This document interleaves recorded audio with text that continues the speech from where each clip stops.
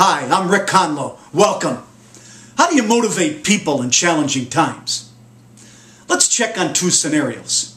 In one, the senior VP decided to do a roadshow. Business was tough, and he wanted to go talk to his team and challenge them. The title of his presentation is, Are you on the bus or are you off the bus? And as he went into each location and did his presentations, at times he'd get in front of individual employees and look them in the eyes and say, Are you on the bus or are you off the bus? And of course the underlying message was, if you don't improve performance, I'm going to fire you. Not surprisingly, morale was poor and results got nasty, not better. In another organization, one that we worked with, one of the things that they did is they needed to make some changes to deal with the rapidly adjusting marketplace. And as they did, the management stepped up. They communicated, they set goals with the team, they provided new training, coaching, support, and recognition. And as the changes were implemented, technological and procedural, the management worked right along with them to ensure success. And then as they neared the fourth quarter, they regrouped, put some new plans together, and they doubled their sales growth in that fourth quarter. Wow, that's the kind of results we need to have now. Unfortunately, with our political turmoil and our roller coaster economy recovery here, we have an emotional state in many organizations. In fact, maybe the whole country, that's full of apprehension and fear and confusion and worry. And that does not bring out the best in people. And how are managers handling that? Too many of them are yelling and telling, or they're backing off, sidestepping the issues because they don't want to be blamed for any big mistakes, not at this time. Or some of them are just downright panicking and causing chaos. We met with a major CEO in a retailer in New York City here recently, and he said this, that managers today just aren't prepared to deal with challenging times. He said they haven't had the coaching and the mentoring and the training and the trenches to be able to help people deal with significant obstacles. So how do you break through? How do you take tough times and make them better times? Well, I want to give you 5 action steps you can use today. You don't have to wait for 6 months to be able to get them done. You just need to execute now. First one is this. Be honest with your people.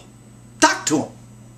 Let them know what's going on. If your department or company is facing difficult times, let them know strengths of what you're doing, weaknesses of what you're doing, competitive challenges you may face, and what you need to do. Both minimum and then what you'd like to do. Let them know. Listen to their fears and their apprehensions, their frustrations. Hear them out. Take good notes, but also let them know that together we will put a plan together and we will make progress. We will get it done. And that leads to point 2. Point 2 is this. Replan with the team. Brainstorm with them. Identify strengths, areas for improvement. Come up with new goals and action steps. Maybe they're modified from the original ones, but ones that if you commit to them, you know you can achieve. And then execute on those things. Roll them out. That leads us to the third point. As a leader, more than you ever have before in your career, and engage and communicate with your team. You know, a lot of organizations talk about employee engagement today. Few managers seem to really know what that's all about. See, employee engagement is about interpersonal relationships and team relationships. It's not about a survey with a number. So it's about communicating and recognizing and rewarding and listening and dealing with conflict constructively. Those kinds of things that will make a difference. So make that happen and do it consistently. Do it with enthusiasm. Be as positive as possible. At times you'll have to redirect for poor performance. Do that, but give them a way to get better. And if you have dead weight, let them go.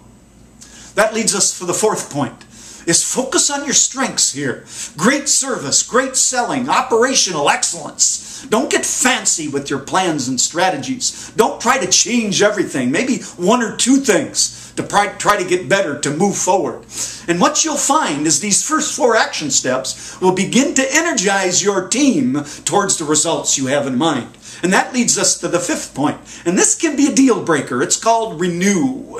And what renew is as a leader, you got to have your pulse on what's going on. What's working? What isn't working? What people are saying. Maybe what they're not saying.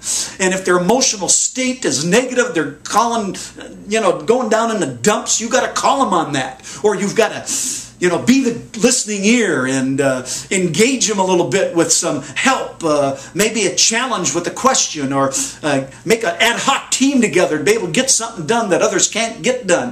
That's called renew, doing what needs to be done at the moment, good or bad, to be able to move the team forward. On the positive side, it's the encouragement, the cheerleading, it's the recognition and the rewards, the unexpected kinds of rewards that you didn't promise them, but you give them anyway. Okay? That's what renew is all about. And you do this, it'll add to that energy and add fuel to the fire to their motivation to succeed. And why do these actions help? They help because they give people what they want. And what do they want? In business today, people want challenging goals. They want recognition for a job well done. They want the support to succeed, to move their careers forward. They want hope that they can be successful, that their company can be successful, which leads to their security in what they're doing. See, we say this, give your people what they want and they'll give you what you want. If you are willing to learn as a leader, if you're willing to improve, if you have a desire to change, to get better, to be the kind of leader you always wanted to be, then there's hope for you and your team, because people can achieve incredible things. A Midwestern company that we worked with started a year slowly. They engaged us to help them get back on track. We used these 5 strategies, and we did it quickly and fast with their management team. The management team executed them brilliantly, and the employees responded. Within days, performance began to improve. At the end of the month, they had huge gains, and the fourth quarter, 15% gains over what they've been tracking for the year. It was awesome. So you don't have to wait long to be able to get it done. See, we say this, if you want your people to be better, you have to be better as a leader. And Christopher Reeve said this, his definition of a hero was a person, an ordinary person, that perseveres and endures in spite of overwhelming obstacles. And we're facing some of those in business today, whether it's goals that are huge or challenging times for the company or department. And we call a superstar leader who perseveres and endures. Why not have that leader be you today? Thanks for coming. I'll look forward to see you soon.